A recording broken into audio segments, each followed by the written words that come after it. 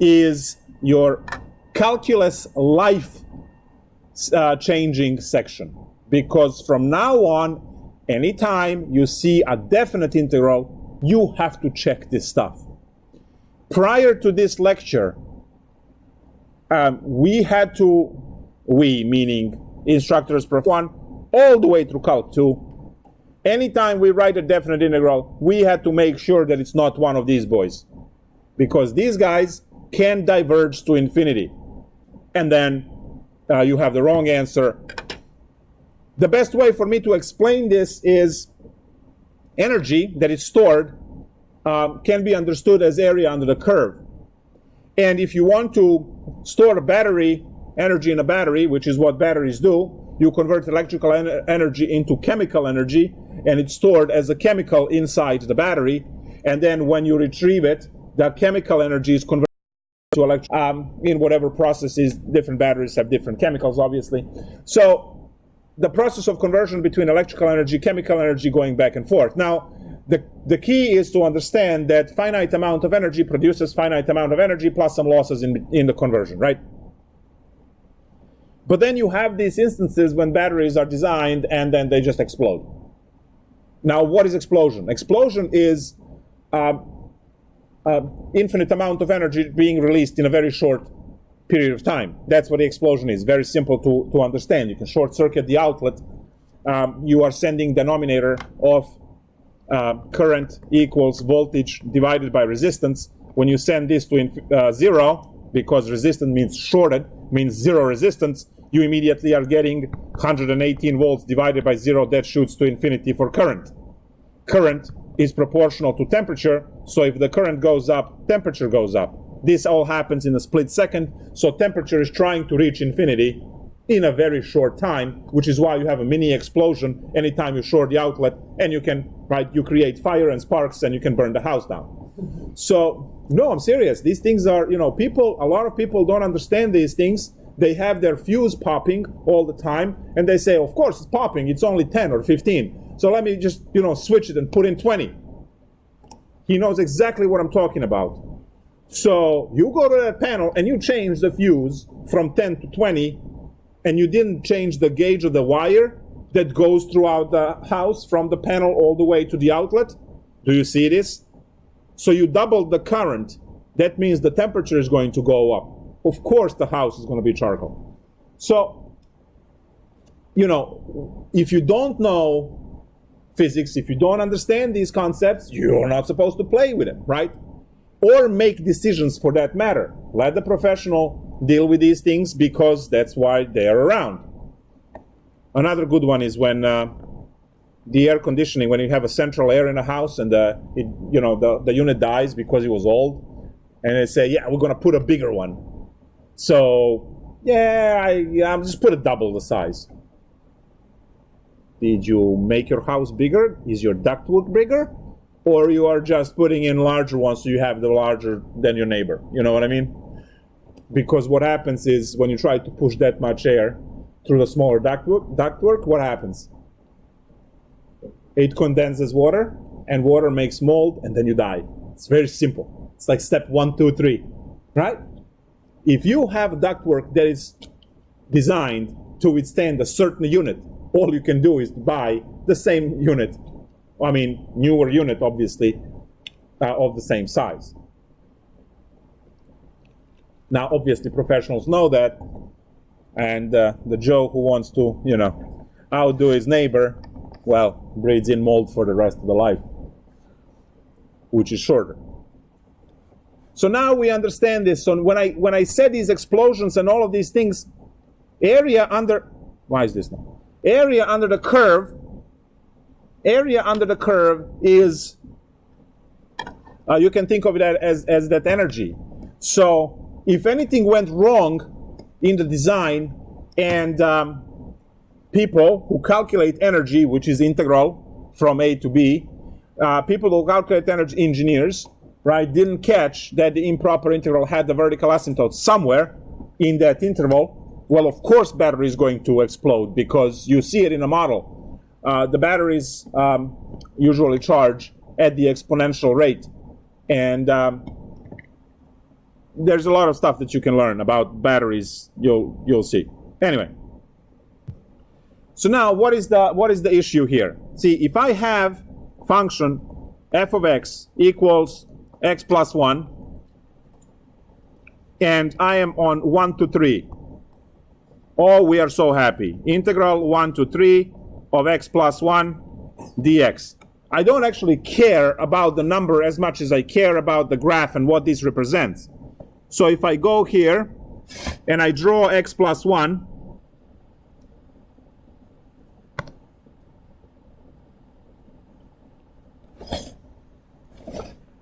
and then I pick 1 to 3, you see the finite amount of area, which means that the answer that you guys are providing is going to be a finite amount of area, in which case, right, when you solve this integral, you are expecting to see the whole number.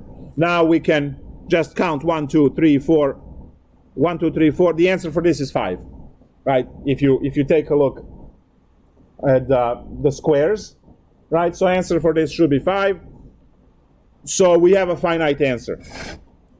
But now, what happens if you are to have the same function, f of x, where you are going to be on the interval 1 to infinity? This is going to create a type 1 improper integral.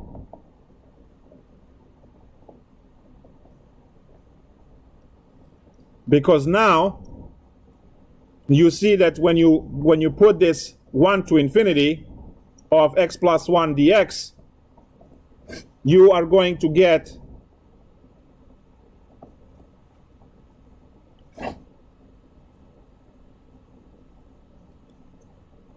from 1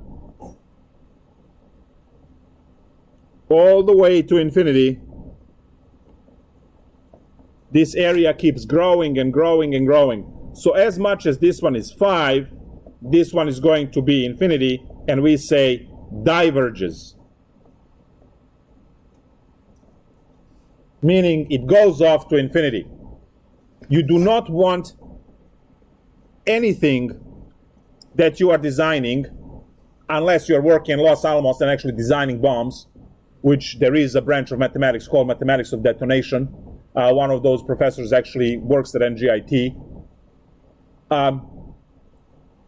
So unless you are creating something that is purposely supposed to explode, you do not want any unbounded integrals. You do not want equal to infinity anywhere in your design. If you have that on a battery, batteries will be exploding, right? Hashtag Samsung Note, hashtag Sony, hashtag, whole bunch of these that had kinks in their design and the batteries were exploding.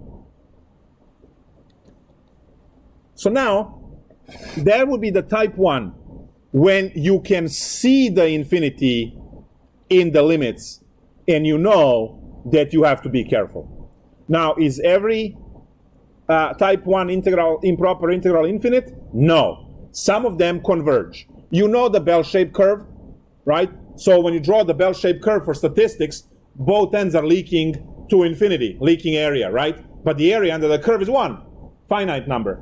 So good to go, right? So not every single integral is going to be infinite.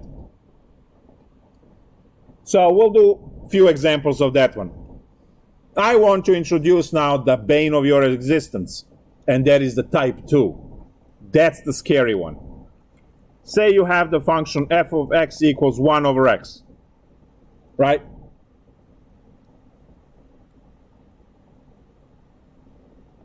So now the interval is -1 to 1. Whew. That's the spicy one. Because it doesn't look bad at all when so this is type 2. Improper integral.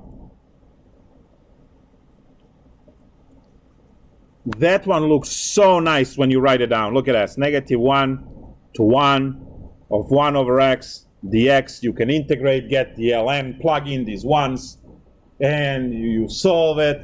It all goes smooth, except everything you do is wrong. Now, we'll discuss this and do this problem in detail, just look at its graph, and it will immediately be clear why is this so evil. We have this branch, we have this branch, and you are going from here to here. What is happening to the area in between? You see this, right? That's what's going to make this. You miss something like this in the design, it's going to go kaboom every time, right? So, change your life, because every time you see improper integral, and I'm talking physics, and I'm talking engineering courses, and I'm talking Calc3 and differential equations, any single time you see the definite integral with limits, you have to make sure that it's not type 2 creeping up on you. Because if it is, it could be infinite, and you have to be very careful how you solve it. So now let's learn how to solve this, and the lesson is over, right? So we have type 1 and type 2. Type 1, everyone loves type 1, because type 1, just you see infinities, you either have negative infinity or positive infinity or both, right? And because you see them, you know that you just have to go with the procedure and you are good to go. That's never an issue. These ones, the type 2, they're issue. So let's talk about type 1. So type 1 is negative infinity to b, or a to positive infinity, or negative infinity to positive infinity. You can see the infinities, and because you can see the infinities, you know immediately that you have to carefully compute it and make sure that it doesn't diverge if you're designing something other than a bomb. So type 1.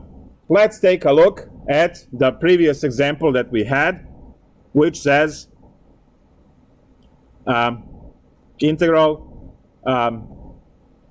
1 to infinity of x plus 1 dx. Here is the procedure. You cannot calculate that infinity up there, so what you do is you make that number finite, and you set that finite number to infinity in the limit. So this one over here gets replaced, limit b goes to infinity because it's the upper limit, and now you have your 1 to b, and then the rest of the integral is what you guys already are used to. So all I have done is I replaced that infinity, which I can't compute, I replaced it with the limit, and instead of infinity, I have b, and then I send b to infinity. So it's just a hack way to deal with this infinity. And now you just solve the problem like nothing special is happening. Copy the limit. That's going to be copied every step all the way to the end. And now you integrate this for x squared plus x squared over 2 plus x, computed from 1 to b. And now when you plug in, you get infinity plus infinity minus a half minus 1. Yeah, I don't think that 3 halves is going to make a big dent in infinity, right? So the answer is infinity. Very simple, straightforward, right? This is not going to make the dent in these at all. And we don't care whether it's positive or negative infinity. It's just, if it's infinity, it diverges, and we are done. We move on to the next example.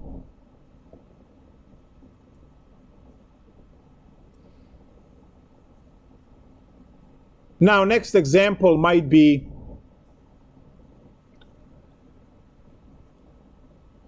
integral from, let's say, 0 to infinity of e to the negative x dx.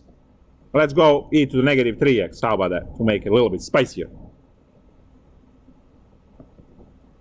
Well, you see the infinity in the limit, and you say, aha, I have to replace it by, since it's upper limit, we replace it with b, and then go 0 to b, e to the negative 3x dx. Now, solving the integral here, well, you have your 7 techniques. In this case, basic U sub works, sometimes by parts, sometimes partial fraction decomposition, sometimes, right, depends on. So the improper integral is not a new technique of integration. Improper integral is, just be careful, infinities are around, all right? To solve this integral, it's going to be something from the list you already learned. So partial fraction by parts, U sub, or whatever else. In this case, right, it's a basic U sub. We can even skip it because we know we can come up with e to the negative 3x divided by negative 3 from 0 to b. And now we have limit b goes to infinity. You have e to the negative 3b divided by negative 3 minus, and now you plug in 0, it's going to be actually plus 1 over 3. Because when you plug in 0, minus and minus make a plus, and e to the 0 is 1, so just 1/3. Now, what happens to this term as e goes to negative infinity? You need to know those things from limits, from Calc 1. So, if you draw e to the negative x, which is a decay function, and as you go towards the infinity, what is happening with the y for that function? Becomes 0. Great. So 0 plus 1 over 3 equals 1 over 3 converges. Yes. Converges. So we can have an improper integral. We can have improper integral of type 1 to converge or diverge, and it will depend on the way that the limit, right, what answer the limit gives you. Let's take a look at the homework example. Actually, we don't have to go to homework example. We can just rip this one off right here. This one is negative infinity to positive infinity. So now what do we do? Well, we now have two infinities. And we can't put a limit a goes to negative infinity and b goes into same limit. So we have to call upon the Calculus2 theorem, which allows you to split the interval at any number you like. So let's say you go from negative infinity to 0, plus 0 to positive infinity. Now, if you don't remember this from Calc 1, if you have any kind of a function between a and b, you can come up with any value in between c, which in our case c is 0, that will give you, you do a little bit of the area on one side, and you do the little bit of the area on the other side, and when you add them up, it's still the full area. So you are allowed to break this. And actually, when you have the two like this, negative infinity, positive infinity, you must break it. Because now each one of these separately will have its own limit. Now, the good thing is the same integral, so you don't have to integrate twice. You integrate once and just Control-C, Control-V, right into the second integral. You're just computing different limits. So the first one is limit, and now a goes to negative infinity because it's on the bottom, right? Integrals are a to b, so since you are replacing the bottom, it goes a. So this is now a to 0, dx over 1 plus x squared, plus another limit, but this is b goes to infinity, 0 to b, dx over 1 plus x squared.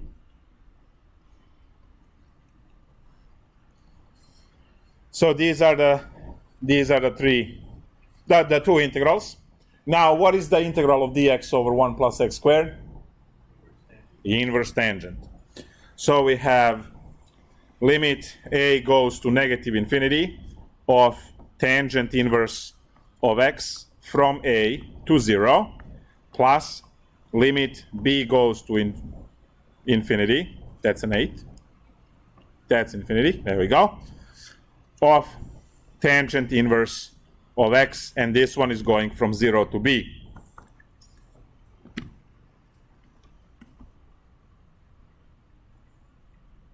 This is an amazing problem if you have friends over and just saw, oh, let me show you this. So limit a goes to negative infinity of tangent inverse of 0 minus tangent inverse of a plus limit b goes to infinity of tangent inverse of b minus tangent inverse of 0. Now the great thing about these tangent inverse of 0, they are both 0, so that dies.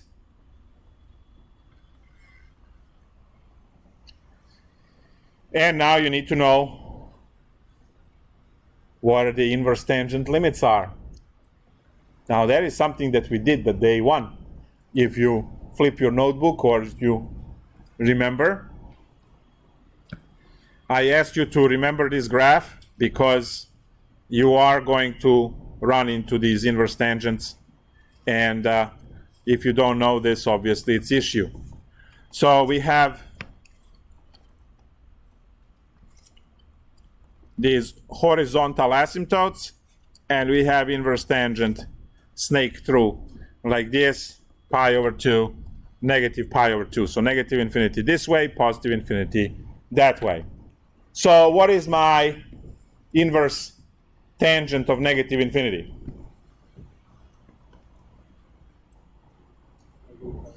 Yes, so I have this negative, so I have a negative pi over 2, and then plus. And how about this other side as it goes to positive infinity? Pi over 2. So the whole thing is pi converges. So this integral converges to pi. Converges to pi. So I hope that you would deem that these guys, apart from having annoying calculation, a lot of writing, are not that bad and not that threatening, because you see they're improper, because there are infinities, and you know, once you plug everything in, just follow next step, so it goes quick. All right, let's take a look at type 2. These are pure evil because they creep around, right? They are lurking in these areas of, right, equations that have vertical asymptotes, and if you miss that, obviously the whole thing falls apart. So let's take a look at the one that we had, 1 over x from negative 1 to 1 dx. You cannot compute this because here in blood there is a vertical asymptote at x equal 0, which is inside, so which is in the interval negative 1 to 1. This is something that you have to check every single time you see definite integral from today till the end of days. All right? I don't care which course, right? Any course. Calc 3, differential equations, all of the physics, doesn't matter. You see the limits, you have to check for vertical asymptotes, and if there are vertical asymptotes, you will have to do your improper integral type 2 around that vertical asymptote. So the problem over here is happening at 0. So we must break this negative 1 to 0 plus 0 to 1. And since 0 is a problem, we must use the limit to replace the problem limit, the problem limit, upper or lower. So we have limit, 0 is the problem on the first, so that's a b goes to 0, negative 1 to b, or 1 over x dx, plus the limit now, the bottom is the problem, so a goes to 0 of integral 1 over x dx as it goes from a to 1. So replace problem limits. We don't replace all 4 because there are no issues at -1, no issue at +1. The issue is at 0. So you have to replace that one. So now, when we replace this one, we go and integrate. Limit b goes to 0. What's integral 1 over x? That's a basic one. Excellent. ln of absolute value of x. Perfect. From -1 to b plus, and the second one is the same, except a goes to 0 of ln absolute value of x from a to 1. This absolute value of x, absolute value is not there for decoration. You have to have this absolute value. Now, as we compute, I have limit b goes to 0 of ln b minus ln of 1, because absolute value of -1 is +1. See, you use it right there. Plus limit a goes to 0, and then we have ln 1 minus ln a. Now each one of these ln 1s goes to 0 because ln of 1 is 0, so that's great. ln of 1 equals to 0.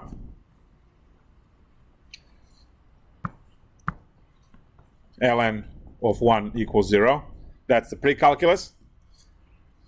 And now you are left with limit b goes to 0 of ln b plus limit of a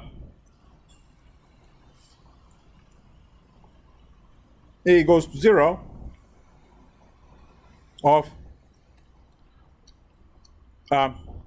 now this minus can go inside, so ln of 1 over a, right? The minus goes inside as a power, so becomes a to the -1, which is 1 over a.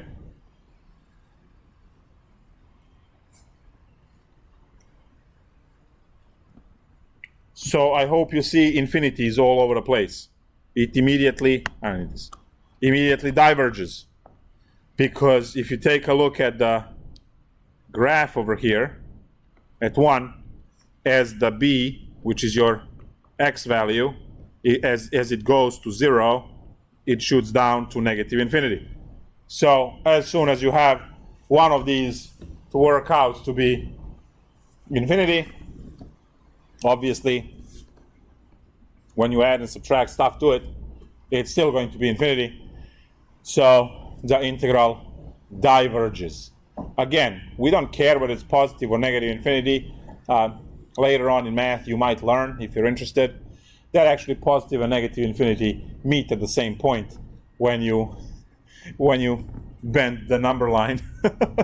They meet at the North Pole through stereographic projection. No, don't worry about that stuff, but we only care that it's either infinity or it's not infinity. We don't care what type of infinity.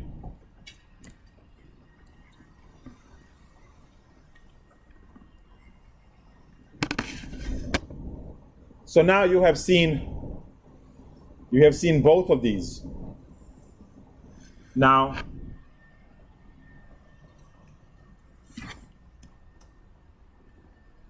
are all of these going to diverge all the time?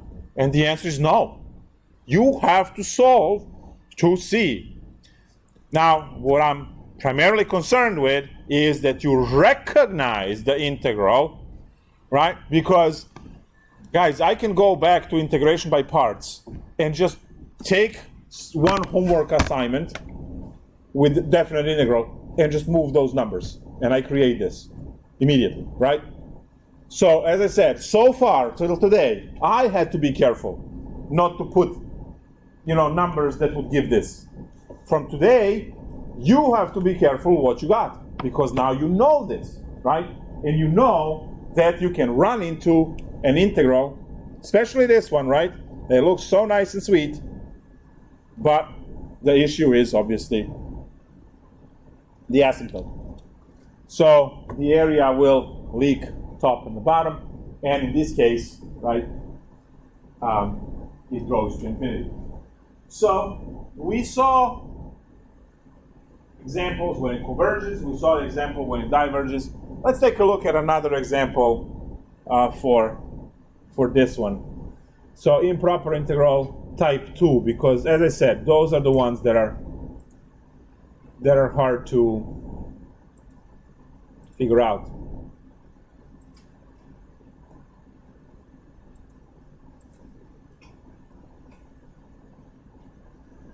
All right. Reveal yourself.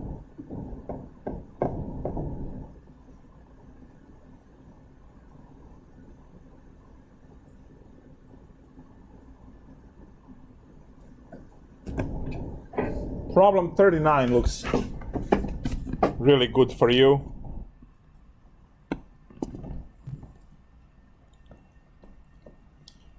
Because it's integral of tangent theta. I know how much you love trig. So I can't deprive you from, right? 0 to pi over 2.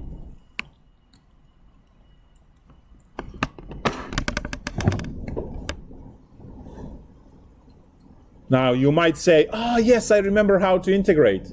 Yeah, great, hold on. I understand you remember how to integrate tangent. That's not the issue. The issue is that tangent of pi over 2 is infinity. That's the issue. So you don't get to integrate anything until you put it in a form, right, of improper integral. So if you draw the tangent function with these two vertical asymptotes and you snake the tangent through at pi over 2, you see that there is a vertical asymptote. And if there is a vertical asymptote at pi over 2, that's a problem point. And you have to go limit b goes to pi over 2, because that's the upper limit, 0 to b, and then tangent theta d theta. So now we are ready to integrate and do calculus. So what do we have? Limit b goes to pi over 2. What do you guys have for integral of tangent?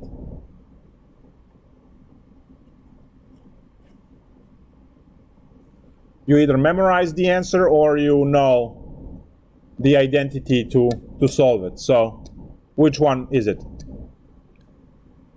Don't tell me neither.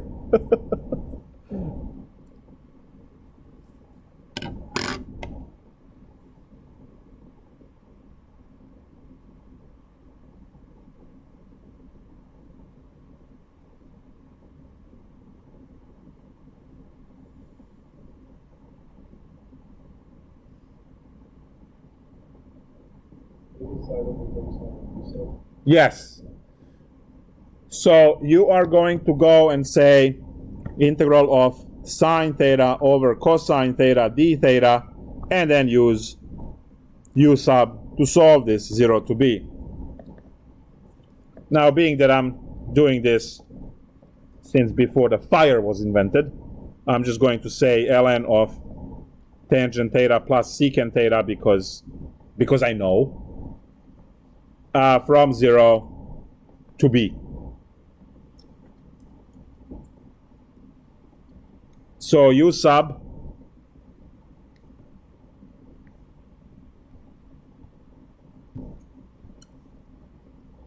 will get you there. And now we have limit b goes to pi over 2 of ln of tangent pi over 2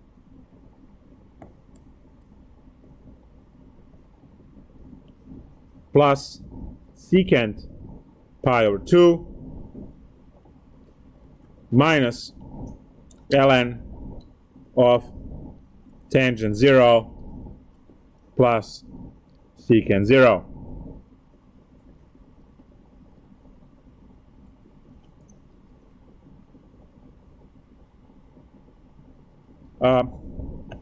These are supposed to not be pi over 2's but b's, and then pi over 2 is plugged in.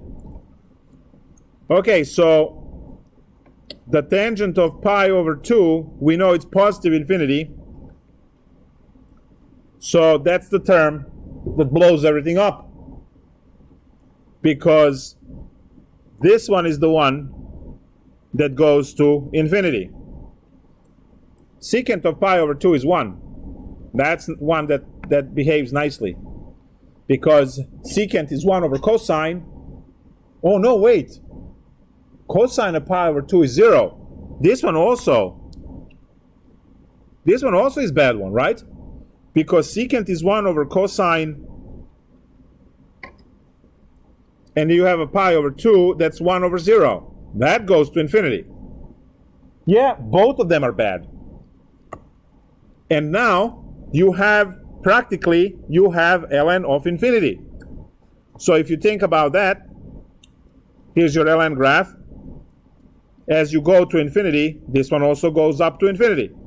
So the whole first term is infinity, and the second term is minus ln 2. Well, that's not going to make a dent at all. No, actually, it's not ln 2, it's ln 1, which is just 0. Because tangent of 0 is 0 and secant of 0 is 1. Tangent of 0 is 0, secant of 0 is 1, and ln of 1 is 0. So this diverges. Infinity minus 0 is just infinity, so it diverges. That was problem 39.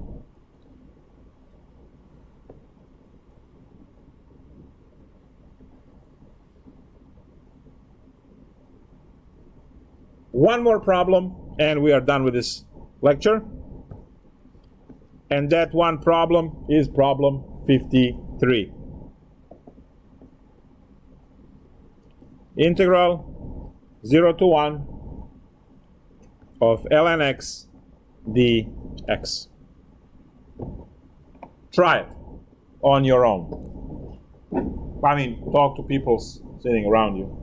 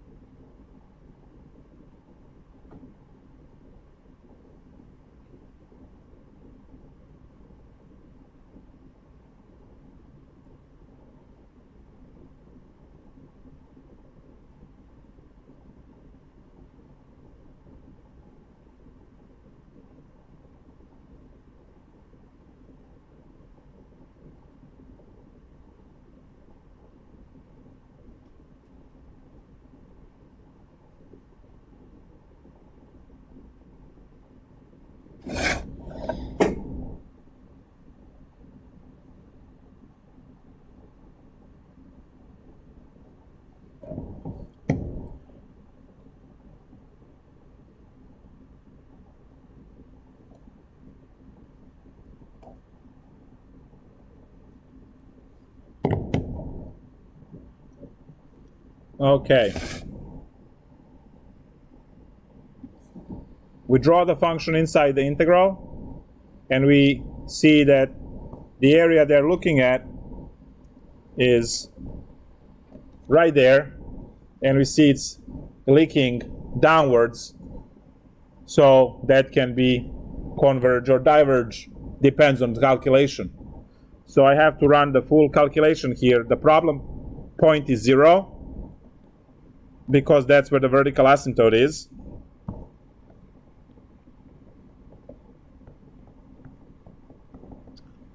VA stands for vertical asymptote, not Virginia. All right. So we have limit a goes to 0 of integral a to 1 of ln x dx.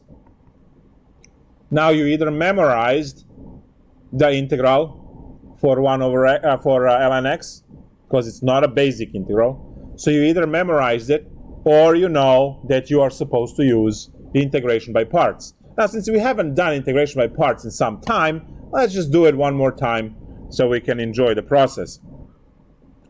U equals ln x, because I can differentiate, and dv was dx.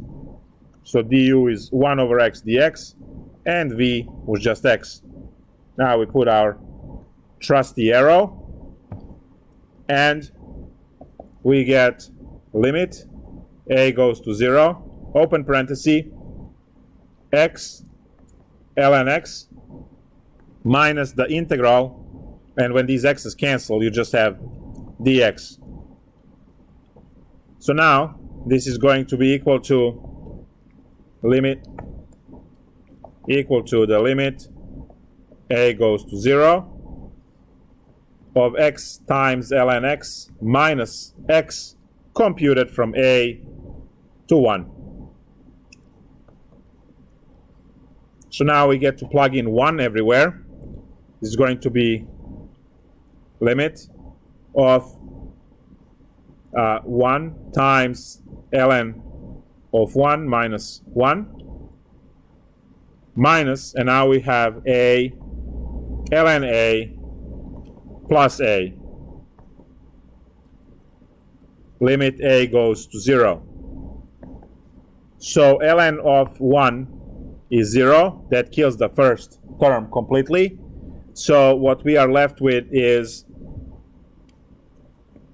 limit a goes to 0 of -1 minus, and now we have this 0 times ln 0, but I'm going to keep these as a's, and then plus another 0 for a. All right, we are threading these waters on eggshells right now here, because remember in Calc 1, you might have multiplied 0 times infinity and got like 1/3. You remember those problems in Calc 1? Yeah. L'Hopital rule. 0 times infinity. 0 times infinity in some cases converged and in other cases diverged. Meaning 0 times infinity sometimes gives you a finite number, or in some cases gives you infinity. And you have one of those cases here. So now we have to go on a side and do what is known as L'Hopital rule to make sure if this term over here is 0 or 1/3, let's say, or infinity. Because it could go whatever, it will go whatever it needs to go. It depends on the functions you have.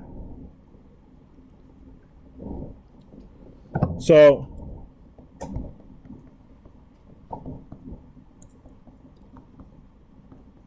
L'Hopital rule. Guys, this rule from Calc 1 is going to be your next chapter 10 and 11. Every problem, almost. You will have to know this L'Hopital rule from Calc 1, and this is your time to start reviewing that. Because every problem in chapters 10 and 11 is a limit problem. Every single one is a limit problem. And for a bunch of them, you will have to use L'Hopital's rule to solve.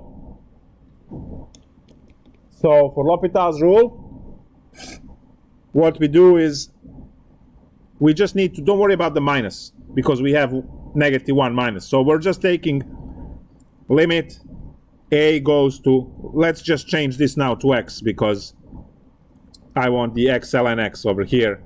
So I'm not confusing a and 0. They're close by.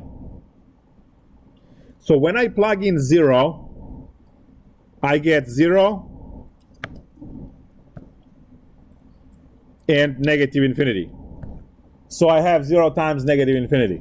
When you have case 0 times infinity, you use the rule that f, one of the functions, f equals 1 over f. And then you transform that problem into limit x goes to 0 of ln x divided by 1 over x. So this was just an algebraic manipulation. And now if you plug in 0 everywhere, you get -infinity divided by infinity. And this is what we want. Because now we can, by L'Hopital rule, we can take independent derivatives. The top will be 1 over x, and the bottom will be -1 over x squared, which all simplifies down to the limit x goes to 0 of -x. This limit is equal to 0. This limit is equal to 0, even though it had the infinity in it. Now, the reason for that, those of you that understand mathematics from a perspective of forms rather than formulas only, at one point in Calc 1, you learned growth rate of functions, and you know that polynomials grow faster than ln functions all the time. So, if polynomial, which is our x, is in some sense stronger function than ln x, then its result will win, because ln x is weaker than the polynomial. It goes ln's, then the roots, then the polynomials, then exponentials, right? There is a hierarchy. So in this case, since polynomial, which is x, is stronger function than the ln, it actually pulls towards 0 more than what ln is pulling towards infinity, because it's stronger, so therefore the answer is 0. So now what I have here is -1 as the answer. And that means that this entire shaded region, even though it's leaking forever down, the area is under the curve is bounded as -1. And we see it's kind of cute. It's -1 is below the axis. We know all of those right things. And the area is below x-axis, it's negative. All of that good stuff. So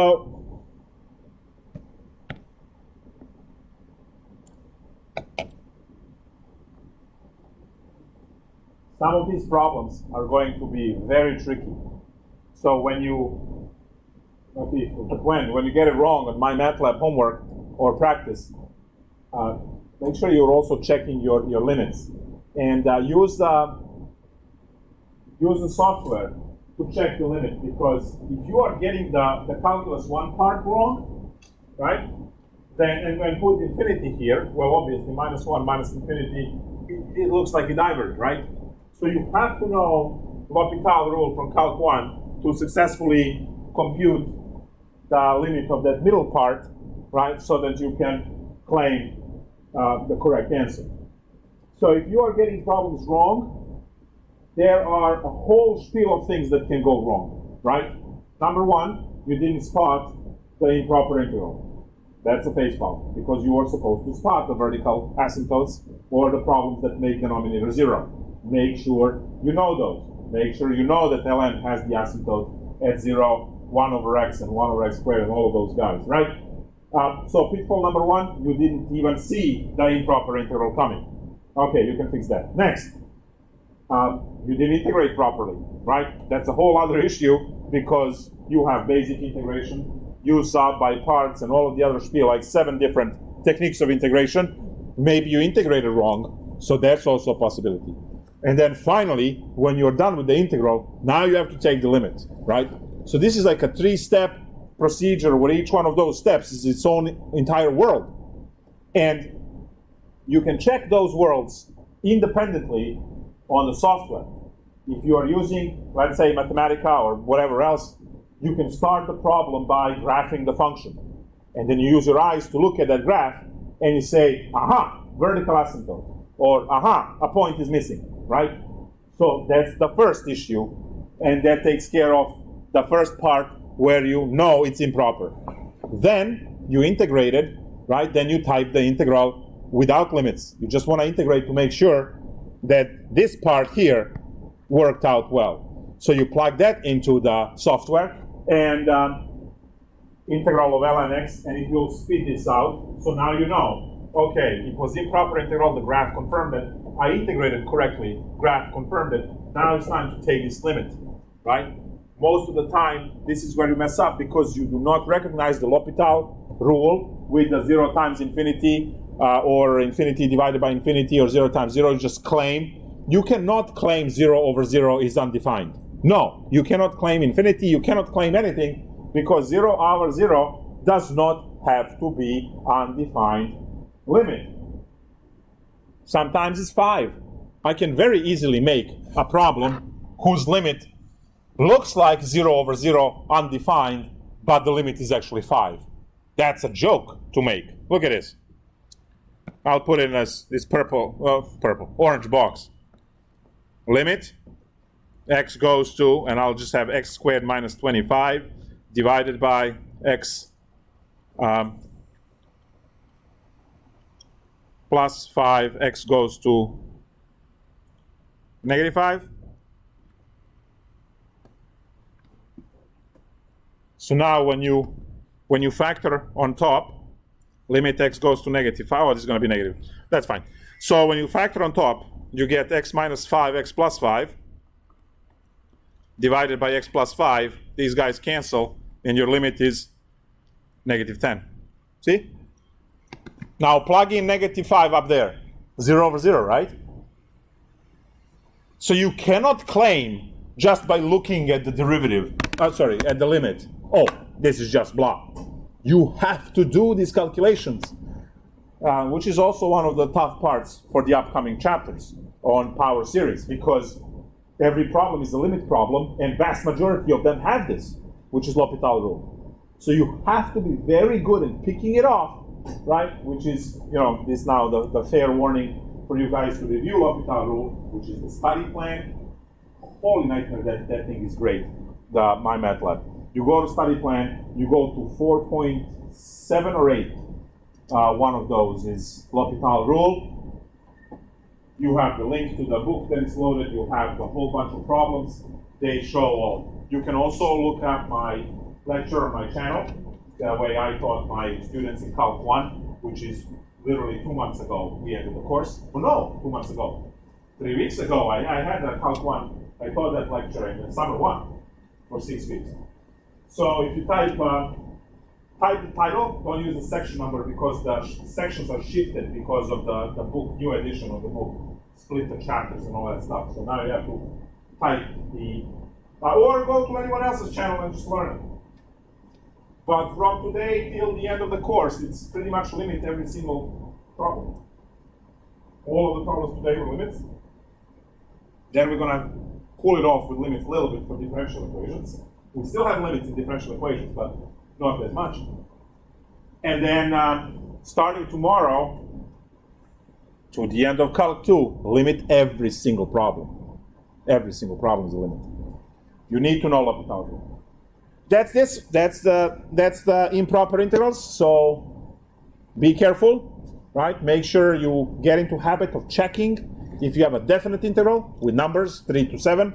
Just make sure that there are no vertical asymptotes in between 3 and 7, because if there are, you have to crank the procedure for the improper integral. We'll take a short break. When we come back, chapter 9 on differential equations. Single lecture on DiffyQ, just to get your feet wet and know what to expect when you go into that course, if you're going to that course.